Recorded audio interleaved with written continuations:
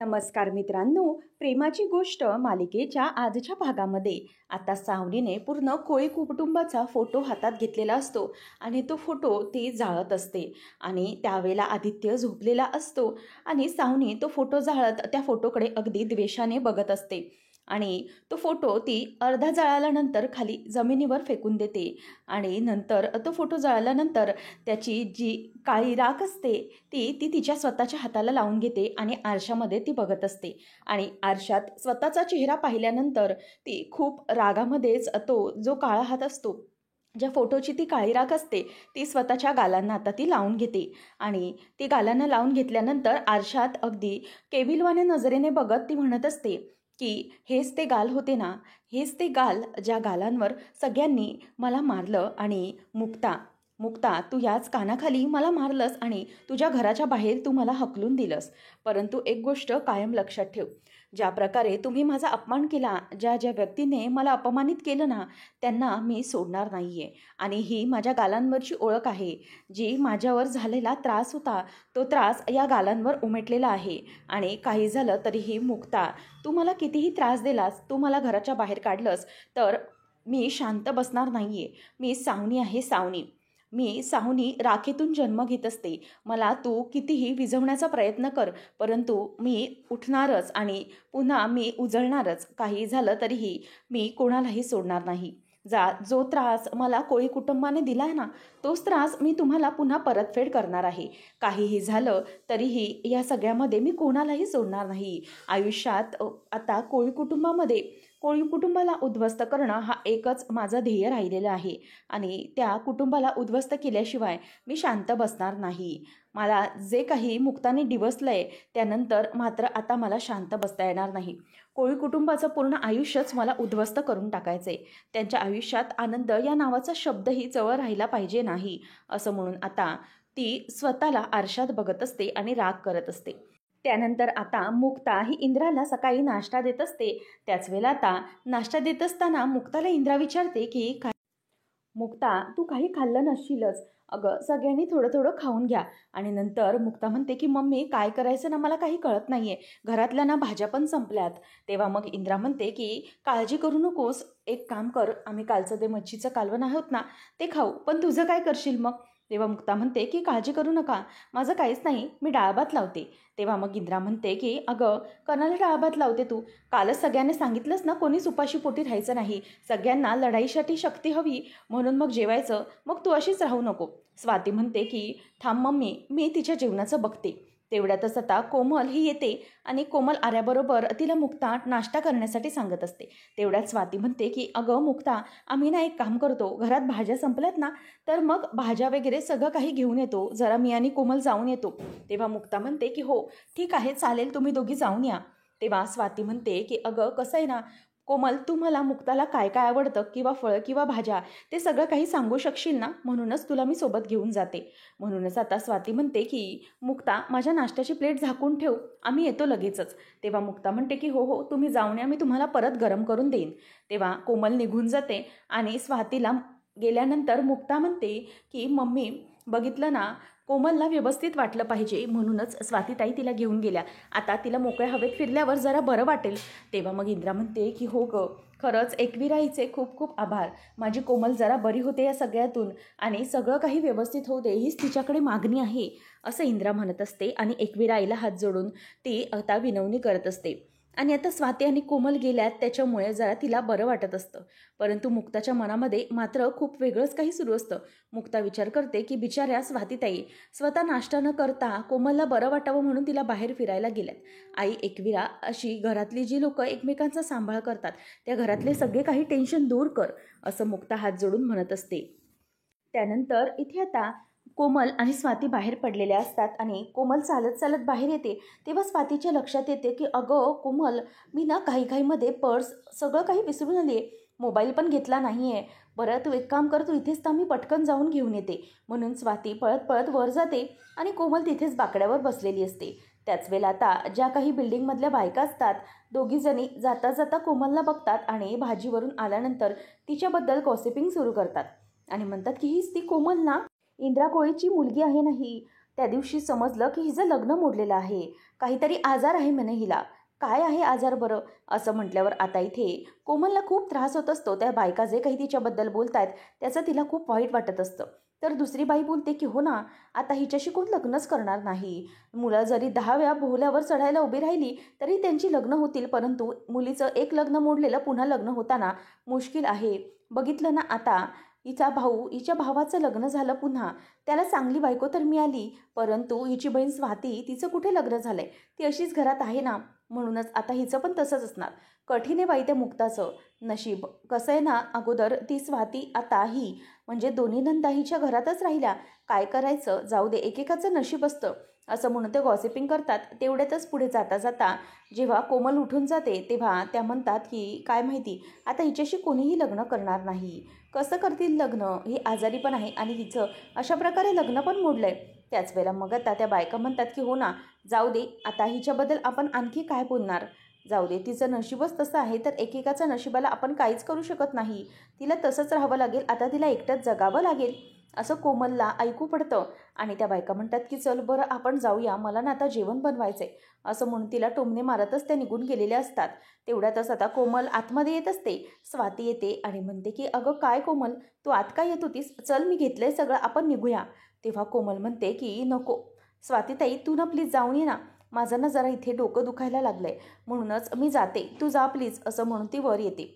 आणि मुक्ताचं मात्र इथे नाश्ता घेणं सुरू असतं. मुक्ता विचार करत असते की खरंच स्वातीताई किती चांगल्या आहेत, म्हणजे कोमलला बरं वाटावं याच्यासाठी त्या स्वतःचाच नाश्ता टाकल्या आणि निघून गेलेल्या आहेत. खरंच देवा परमेश्वरा, ज्या घरातली माणसं एकमेकांना इतका जीव लावतात ना, त्यांना कधीही एकमेकांपासून वेगळं होऊ देऊ नकोस आणि त्यांच्या वाट्याला कोणत्याही प्रकारचा त्रास येऊन देऊ नकोस असं मुक्ता इथे आता विचार करत असते.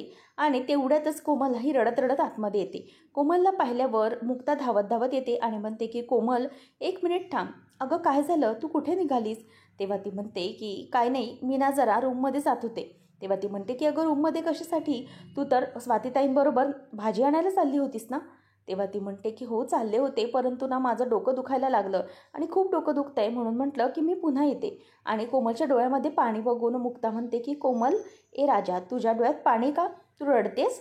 तेव्हा मग ती म्हणते की ते काय ना वहिनी, माझं डोकं ना खूप दुखायला लागलंय, म्हणूनच मी त्रास होतोय मला. तेव्हा मग मुक्ता म्हणते की बरं बरं ठीक आहे, तू आराम कर, मी तुला नाश्ता देऊ का? तेव्हा कोमल नको असं म्हणत असते. नंतर मुक्ता म्हणते की बरं ठीक आहे, तू तुझा आराम कर, म्हणजे तुला बरं वाटेल. तुला काही हवंय का मला सांग.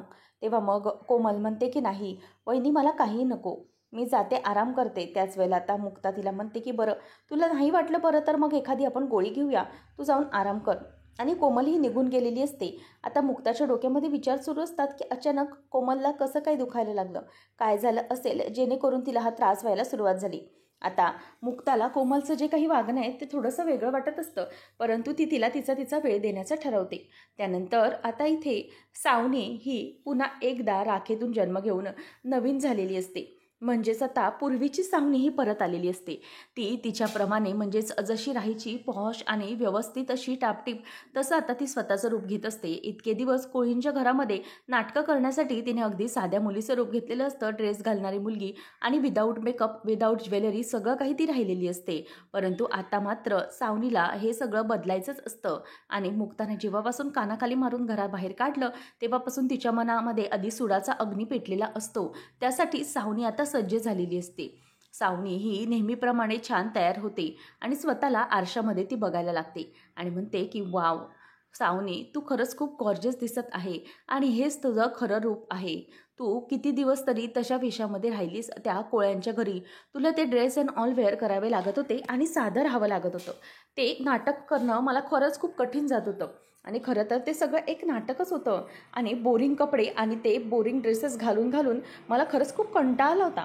परंतु आता नाही, आता ही सावनी तिच्या खऱ्या वेशामध्ये आलेली आहे आणि तिचं जे काही खरं रूप आहे हेच आहे आणि याच खऱ्या रूपमध्ये येऊन ती सगळ्यांवर आता थेट वार करणार. सावनीला मुक्ताला काय वाटत होतं की ती मला घराबाहेर काढेल, मग मी सावनी ही फडफडून विझून जाईल. तर नाही, माझ्यातली जी काही आग आहे ना, ती कधीही न विझणारी आहे आणि मी राखीतून जन्म घेते. त्यामुळे काहीही झालं तरीही माझ्या आतमधली ही आग आहे, ही आणखी वेगाने पेटलेली आहे. काही झालं तरीही ही सावनी आता बदलणार नाही. या सावनीचा आता मुक्ता कोळी आणि तिच्या पूर्ण कुटुंबाशी सामना आहे. काही झालं तरीही सगळ्यांची राखरांगोळी केल्याशिवाय मी शांत बसणार नाही. असा इथे आता सावनी विचार करत असते आणि ती स्वतःला आरशात बघूनच आता पुन्हा खुश होते आणि पुन्हा स्वतःच्या रूपात आलेली असते. तर इकडे कोमलही त्याच्या रूममध्ये येते आणि खूप रडत असते. जे काही तिकडच्या आजूबाजूच्या बायका बडबडल्यात याचा तिला खूप त्रास होत असतो आणि ती खूप रडत असते. ती म्हणते की नाही, आता मला हे सगळं काही सहन होणार नाही. आता माझे हे सगळं सहन करण्यापलीकडचं आहे. मला इतकी लोक बोलत आहेत माझं लग्न मोडलंय म्हणून, आणि मी सगळ्या घरावर ओझं बनून राहणार आहे. माझं कोणाशीच लग्न होणार नाही. मी आजारी आहे असं सगळं त्या म्हणत होत्या. खरंच असंच होणार का? माझं कोणाशी लग्न होणार नाही का? असा विचार आता इथे कोमलच्या डोक्यामध्ये येऊ लागतो. तर तिच्या डोक्यामध्ये अभिषेकची बायको अनुजा हिने सांगितलेलं असतं की अभिषेक हा माझा नवरा आहे असं जेव्हा सत्य रिव्हील केलेलं असतं स्वतःचं मंगळसूत्र दाखवून, ते सगळं कोमलला आठवतं आणि अभिषेकशी तिचं लग्न नाही झालं हे देखील तिला आता आठवतं. त्यानंतर तिला सावनीची वाक्य आठवतात की हो हो, मी सगळं सांगितलं होतं त्या अभिषेकला कोमलशी लग्न करायला मीच भाग पाडलं होतं आणि त्या बदल्यात मी त्याला पैसे दिले होते, पैसे. आणि हे सगळं होत असताना मुक्ताने चांगलाच धडा हा सावनीला शिकवलेला असतो, परंतु सावनी जे काही तोंडातून बोललेली असते त्याचा आता तिला त्रास होत असतो. त्यानंतर सावनी घर सोडताना म्हणालेली असते की ही तुमची कोमल, लक्षात ठेवा, कधीही तिच्याशी कोणीही लग्न करणार नाही. ती आयुष्यात एकटी पडणार आहे. जशी मी माझ्या आयुष्यामध्ये एकटी पडले ना, तशीच ही देखील स्वतःच्या आयुष्यामध्ये एकटीच पडणार आहे, एकटी. असा विचार इथे आता ती करत असते. आणि त्यानंतर मग तिला बायका बोललेल्या की काय हिचं लग्न मोडलं, आता हिच्याशी कोण लग्न करणार, ही अशीच राहणार घरच्यांवरती बोज बनून. हे सगळं वाक्य आता सावनीलाच म्हणजेच कोमलला आठवत असतात. आणि कोमल विचार करते की नाही नाही, मला या सगळ्याचा खूप त्रास होतोय. माझ्या बाबतीत मी अशी परिस्थिती होऊ देणारच नाही. माझं लग्न नाही झालं तर मी या घरामध्येच राहीन.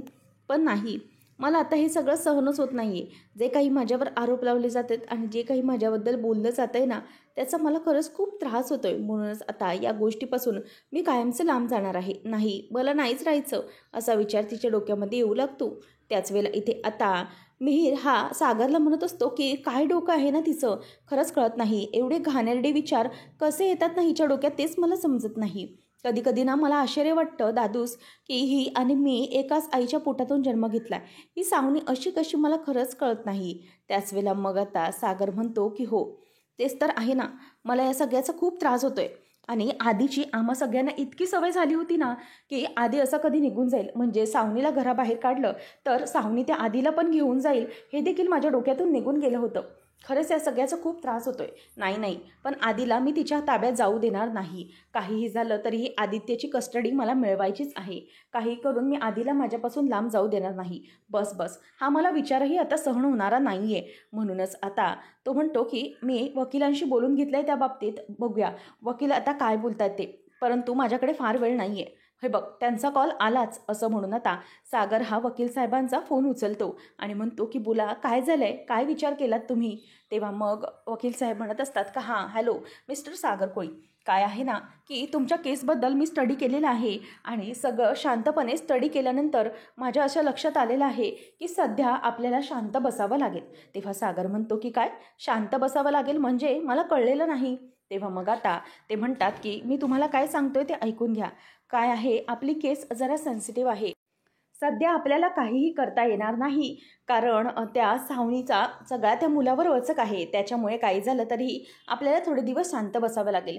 जरीही आपण तिच्याकडनं त्या आदित्यला काढून घेण्याचं बघितलं तरीही ती हातपाय मारून स्वतःकडेच त्याला ठेवण्याचा प्रयत्न करेल. म्हणूनच मी तुम्हाला सध्या सांगतोय शांत बसा. म्हणजे कसं आहे, सावनीकडचे पैसे संपले. जेव्हा मुलाच्या बेसिक गरजा सुरू होतील, शिक्षण किंवा राहणं किंवा कोणत्याही इतर गोष्टी, जेव्हा तिच्याकडे पैसा नसेल तेव्हा अल्टिमेटली आपल्याला कोर्टात हे सिद्ध करावं लागेल की सावनीकडे तशी ती अवेलेबलच नाही आहे, म्हणजे सावनीची कॅपेबिलिटी नाही की ती मुलाचं पालनपोषण करू शकेल. मग आपल्याकडे ती कस्टडी येणार. म्हणून तुम्ही थोडे दिवस शांत राहा असं आता सागरला ते वकील समजवतात. नंतर फोन ठेवल्यानंतर मिहीर विचारतो की काय झालंय दादूस, काय बोलले ते वकील? तेव्हा मग सागर म्हणतो की त्यांनी शांत बसायला सांगितलंय मला सांगितलंय की काही दिवस तिच्याकडे पैसे तोपर्यंत ती मजा मारेल, परंतु जेव्हा पैसे संपतील तेव्हा त्याच्या सगळ्या ज्या काही गरजा आहेत त्या पूर्ण होणार नाहीत, तेव्हा आपण त्याची कस्टडी मिळवू. परंतु मिहीर, मला हे पटत नाही आहे. माझ्या मुलाला कोणत्याही प्रकारचं कमी पडायला नको आहे, त्याला कोणत्याही गोष्टीसाठी त्रास व्हायला नको, इतकंच मला वाटतंय. आणि म्हणूनच मला त्याला जे हवं आहे ते सगळं त्याला द्यायचं आहे, असं सगळं आता इथे तो म्हणत असतो. परंतु मिहीर म्हणतो की आपण जरा शांत बसूया. वकील साहेब जे काही बोलतात ना त्याबद्दल अगदी मलाही योग्यच वाटतंय की सावनी अशी शांत बसणारी नाही. ते जे काही म्हणतात ते अगदी योग्य आहे. परंतु सागर म्हणतो की नाही मिहीर, हे बघ, मार्ग हा लवकरात लवकर निघालाच पाहिजे. काही करून आदित्यपर्यंत जाण्याचा मार्ग हा सापडला पाहिजेच म्हणजे पाहिजेच, असा विचार तो करत असतो.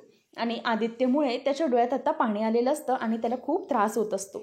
त्यानंतर आपल्याला पाहायला मिळतं की इकडे कोमल ही अगदी टोकाचा निर्णय घेण्याचा विचार करते आणि म्हणते की नाही, आता मला हे सगळं सहन होत नाही आहे. मी आता कोणाचेही टोमणे ऐकू शकत नाही. काहीही झालं तरीही या सगळ्यातून मला बाहेर पडायचंच आहे आणि मला कायमचं बाहेर पडायचं आहे, असा कोमल विचार करते. आणि ती तिचा ड्रॉवर उघडते तर तिच्या ड्रॉवरमध्ये झोपेच्या गोळ्यांची बाटली असते. आणि मग ती बॉटल ती बाहेर काढते आणि त्या गोळ्यांकडे ती आता बघत राहिलेली असते. आता या गोळ्यांचं मी काय करू असा विचार ती 1-2 मिनटं करते, परंतु स्वतःचा धीर एकवटत नसतो. ती म्हणते की नाही, काही झालं तरीही माझ्यामुळे माझ्या कुटुंबाला त्रास होता कामा नये. माझ्यामुळे ते खरंच खूप मोठ्या टेन्शनमधून चाललेत, परंतु नाही, आता मी हे सगळं सहन करू शकत नाही. आणि ती बाटली घेण्याचा निर्णय घेते. नंतर आता मुक्ता ही देवीजवळ म्हणजेच एकविरा आईजवळ दिवा लावते आणि म्हणते की आई एकविरा, तुलाच या घरात सगळ्यांची काळजी आहे. घरामधलं जे काही वातावरण आहे ते खरंच खूप त्रासदायक सुरू आहे. हळूहळू ती निवळेल अशीही माझी आशा आहे, परंतु घरामध्ये सगळ्यांच्या मागे खंबीरपणे तू उभी राहा. काही झालं तरीही घरामध्ये कुठल्याही प्रकारचा आणखी अनर्थ घडू देऊ नकोस. सगळं काही व्यवस्थित होऊ दे आई, असं ती हात जोडून म्हणत असते. तेव्हा इंद्रा येऊन म्हणते की काय गं मुक्ता, देवीजवळ दिवा लावलास का तू? तेव्हा ती म्हणते की हो आई, बघा आत्ताच लावलाय. तेव्हा मग इंद्रा म्हणते की बरं केलंस, अगं थांब जरा, असं म्हणून इंद्रा आता पुढे जाते आणि जे देवीजवळ दिवा लावलेला असतो आणि जी उदबत्तीची राख असते ती घेते आणि तिला लावते आणि म्हणते की अगं कोमल कुठे राहिली आहे, कोमलला पण मी जरा हे लावलं असतं विभूती. तेव्हा मग ती म्हणते की मम्मी, अहो कोमल बाहेरच आलेली नाही अजून. मग आता ती म्हणते की मला सांगा, कोमल जी सकाळी रूममध्ये गेली आहे त्याच्यानंतर ती बाहेरच आलेली नाही? तेव्हा इंद्रा म्हणते की हो अगं, नाही आली बाहेर. स्वातीजवळ सांगितलं की माझं डोकं दुखतंय म्हणून मी आराम करते आणि म्हणूनच मी पण तिला उठवायला गेलेली नाही. आणि मला कळत नाही आहे एवढा वेळ ही पोर कशी काय? तेव्हा मग मुक्ता म्हणते की हो ना मम्मी, अहो मी क्लिनिकला गेले, त्यानंतर क्लिनिकवरून जाऊन इथे आले, घरात कॉफी प्यायली, आता देवाजवळ दिवा लावलाय. इतका दुपार गेली परंतु ही मुलगी उठलेली नाही. मला बघितलं पाहिजे. तेव्हा इंद्रा म्हणते की हो हो, बघ बघ, तू नक्कीच बघ नेमकं काय चालू आहे ते. तेव्हा मुक्ता म्हणते की थांबा मम्मी, मी लगेच येते. आणि मग मुक्ता तिथून निघून जाते आणि इंद्रा पुन्हा एकविरा आईजवळ हात जोडत असते आणि म्हणते की नाही, सगळं काही व्यवस्थित होऊ दे. तर इथे मुक्ता ही रूममध्ये आलेली असते आणि मुक्ता म्हणत असते की कोमल, ए राजा उठ. अगं किती वेळ झाला तू झोपलीस, दुपारभर तू झोपलीस. अगं एवढ्या वेळ झोपशील तर मग रात्री झोप नाही लागायची.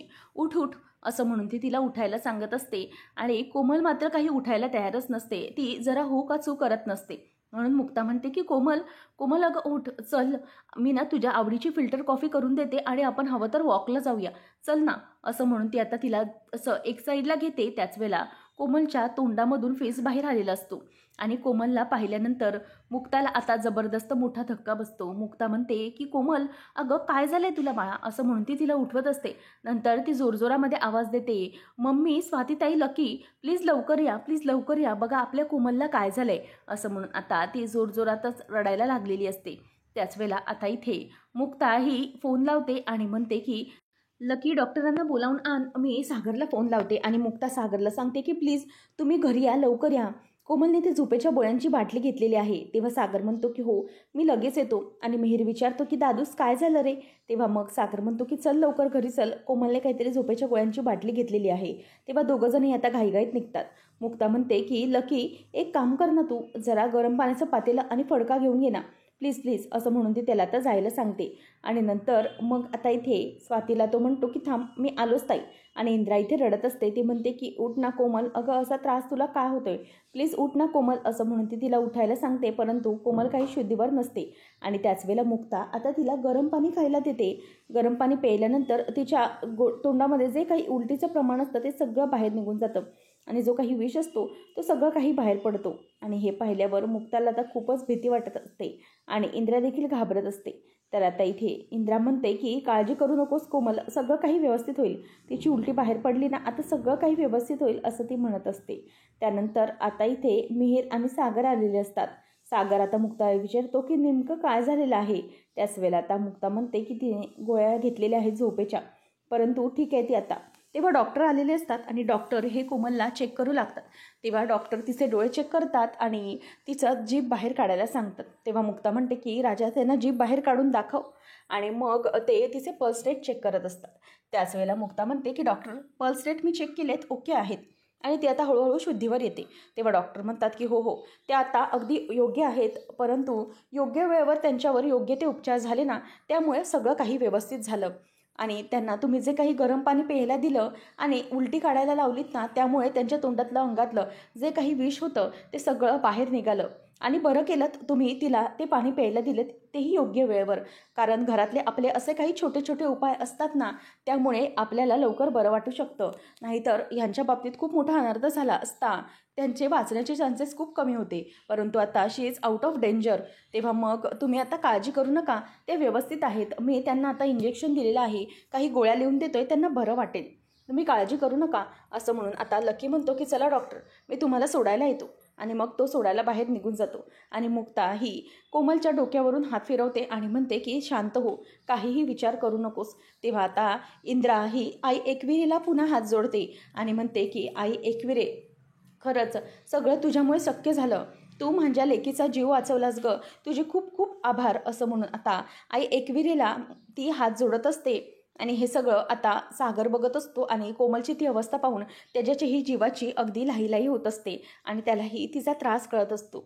आणि मुक्ता ही कोमलला स्वतःच्या जवळ उशाशी म्हणजेच कुशीशी घेऊन असते आणि तिला शांत बसायला सांगत असते. आणि सागरलाही डोळ्याने खुणवत असते की काही काळजी नका करू, सगळं काही व्यवस्थित झालं आहे, सगळं ठीक आहे.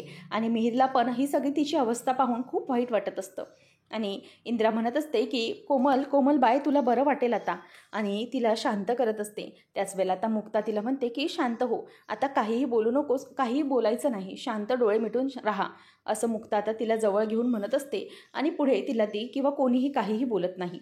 तर आता पुढच्या भागामध्ये आपण पाहणार आहोत की सागर हा म्हणत असतो की कोमल तू अजिबात काळजी करायची नाही आहेस, अगं तुझं लग्न अगदी धूमधडाक्यात लावून देणार आहोत आम्ही. आणि तू इथून या घरातून जाशील, ती तुझी पाठवणी तुझ्या हक्काच्या घरामध्येच होणार आहे, आणखी कुठेही नाही. तेव्हा मग कोमल म्हणते की कसं होणार आहे माझं लग्न, मी अशी आजारी आणि रोगट आहे, तर कोण माझ्याशी लग्न करायला तयार होणार आहे, तसंही माझं लग्न मोडलं.